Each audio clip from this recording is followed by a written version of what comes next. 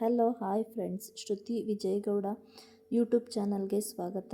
ಯಾರೆಲ್ಲ ವಿಡಿಯೋ ನೋಡ್ತಾ ಇದ್ದೀರಾ ದಯವಿಟ್ಟು ಸಬ್ಸ್ಕ್ರೈಬ್ ಮಾಡಿಕೊಂಡು ವಿಡಿಯೋನ ನೋಡಿ ಅಂತ ಹೇಳ್ತಾ ಬನ್ನಿ ಇವತ್ತಿನ ರೆಸಿಪಿನ ಸ್ಟಾರ್ಟ್ ಮಾಡೋಣ. ಇವತ್ತಿನ ರೆಸಿಪಿ ಅವಲಕ್ಕಿ ಚಿತ್ರಾನ್ನ. ತುಂಬ ಸುಲಭವಾಗಿ ತುಂಬ ರುಚಿಯಾಗಿ ಹೇಗೆ ಮಾಡೋದು ನೋಡ್ಕೊಂಡು ಬರೋಣ ಬನ್ನಿ. ಮೊದಲಿಗೆ ಇದಕ್ಕೆ ಬೇಕಾಗಿರ್ತಕ್ಕಂಥ ಪದಾರ್ಥಗಳು: ಕಟ್ ಮಾಡಿ ಎತ್ತಿಟ್ಕೊಂಡಿರೋ ಹಸಿಮೆಣಸಿನ್ಕಾಯಿ, ಹಾಗೆ ಈರುಳ್ಳಿ. ನಾನಿಲ್ಲಿ ಮೀಡಿಯಮ್ ಸೈಜ್ದು 2 ಈರುಳ್ಳಿನ ಕಟ್ ಮಾಡಿ ಎತ್ತಿಟ್ಕೊಂಡಿದ್ದೀನಿ, ಮತ್ತು ಟೊಮೆಟೊನ ತೆಗೆದಿಟ್ಕೊಂಡಿದ್ದೀನಿ. ಅದರ ಜೊತೆಗೆ ಸ್ವಲ್ಪ ಕೊತ್ತಂಬರಿ ಸೊಪ್ಪು ಚೆನ್ನಾಗಿ ತೊಳೆದು ಕಟ್ ಮಾಡಿ ಇಟ್ಕೊಂಡಿರುವಂಥ ಸ್ವಲ್ಪ ಕೊತ್ತಂಬರಿ ಸೊಪ್ಪನ್ನ ತೊಗೊಂಡಿದ್ದೀನಿ. ಹಾಗೆ ನಾನಿಲ್ಲಿ 1-2 ಟೇಬಲ್ ಸ್ಪೂನ್ ಆಗುವಷ್ಟು ಅಡುಗೆ ಎಣ್ಣೆನ ತೆಗೆದಿಟ್ಕೊಂಡಿದ್ದೀನಿ.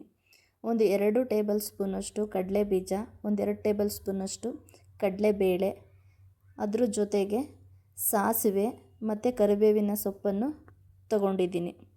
ಇದಿಷ್ಟು ಒಗ್ಗರಣೆಗೆ ಬೇಕಾಗಿರುವ ಪದಾರ್ಥಗಳು. ಇವಾಗ ಅವಲಕ್ಕಿ ನಾನಿಲ್ಲಿ ತೊಳೆದು ನೀರಲ್ಲಿ ನೆನೆಸಿಟ್ಕೊಂಡಿರುವಂಥ ಅವಲಕ್ಕಿನ ತಗೊಂಡಿದ್ದೀನಿ. ಬನ್ನಿ ಇವಾಗ ಹೇಗೆ ಮಾಡೋದು ನೋಡ್ಕೊಂಬರೋಣ. ಮೊದಲಿಗೆ ಸ್ಟವ್ನ ಹಚ್ಕೊಂಡು ಅದ್ರ ಮೇಲೆ ಒಂದು ಪಾತ್ರೆನ ಇಟ್ಟು ಪಾತ್ರೆನ ಬಿಸಿ ಮಾಡಿ, ಬಿಸಿ ಆಗಿರುವಂಥ ಪಾತ್ರೆಗೆ ನಾವೇನು ತೊಗೊಂಡಿರ್ತೀವಲ್ಲ ಆ ಅಡುಗೆ ಎಣ್ಣೆನ ಸೇರಿಸಿ 1-3 ನಿಮಿಷ ಚೆನ್ನಾಗಿ ಬಿಸಿ ಮಾಡ್ಕೋಬೇಕು ಎಣ್ಣೆನ. ಎಣ್ಣೆ ಬಿಸಿ ಆದ ನಂತರ ನಾವು ತಗೊಂಡಿರ್ತಕ್ಕಂಥ ಕಡಲೆಬೀಜನ ಹಾಕಿ ಚೆನ್ನಾಗಿ ಫ್ರೈ ಮಾಡ್ಕೋಬೇಕು. ಯಾಕಂತ ಹೇಳಿದ್ರೆ ಕಡಲೆಬೀಜ ಚೆನ್ನಾಗಿ ಫ್ರೈ ಆಗಲಿಲ್ಲ ಅಂತ ಹೇಳಿದ್ರೆ ನಾವು ಅವಲಕ್ಕಿ ಚಿತ್ರಾನ್ನ ತಿನ್ನೋವಾಗ ಹಸಿ ಥರ ಸಿಗತ್ತೆ ಅಂತಲೇ ಹೇಳ್ಬೋದು. ಸೊ ಇವಾಗ ಕಡಲೆಬೀಜನ ಹಾಕ್ಕೊಂಡು ನಾನು ಒಂದು ಮೀಡಿಯಮ್ ಉರಿನ ಇಟ್ಕೊಂಡು ಚೆನ್ನಾಗಿ ಫ್ರೈ ಮಾಡ್ಕೊತಿದ್ದೀನಿ. ಕಡಲೆಬೀಜ ಫ್ರೈ ಆದಮೇಲೆ ನಾವಿಲ್ಲಿ 1-2 ಟೇಬಲ್ ಸ್ಪೂನ್ ಆಗುವಷ್ಟು ಕಡಲೆಬೇಳೆನ ಕೂಡ ಹಾಕ್ಕೊಂಡು ಚೆನ್ನಾಗಿ ಫ್ರೈ ಮಾಡ್ಕೋಬೇಕು. ನಂತರ ಅದಕ್ಕೆ ಸಾಸಿವೆ,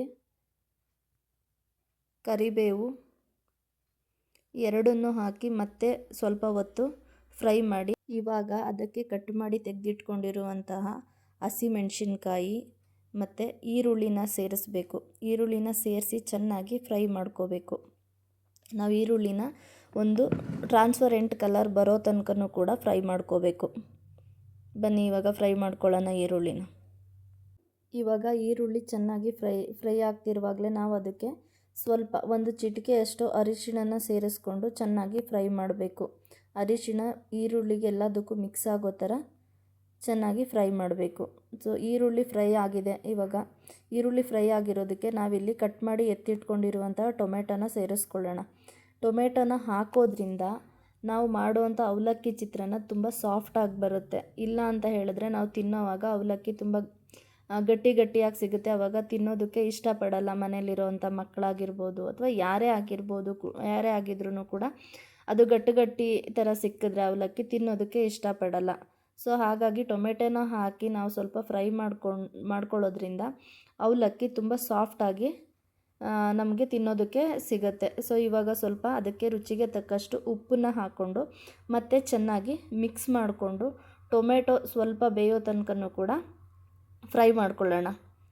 ಇವಾಗ ನೀವು ನೋಡ್ತಿರ್ಬೋದು ಈರುಳ್ಳಿ ಟೊಮೆಟೊ ಎಲ್ಲದೂ ಕೂಡ ತುಂಬ ಚೆನ್ನಾಗಿ ಫ್ರೈ ಆಗಿದೆ. ಇವಾಗ ನಾವು ಇದಕ್ಕೆ ಏನು ತೊಳೆದು ನೆನೆಸಿಟ್ಕೊಂಡಿರ್ತೀವಲ್ಲ ಅವಲಕ್ಕಿನ ಸೇರಿಸ್ಕೊಂಡು ಚೆನ್ನಾಗಿ ಮಿಕ್ಸ್ ಕೊಡಬೇಕು. ಸೊ ಈರುಳ್ಳಿ ಮತ್ತು ಟೊಮೆಟೊ ಎಲ್ಲದೂ ಕೂಡ ಅವಲಕ್ಕಿಗೆ ಮಿಕ್ಸ್ ಆಗಬೇಕು.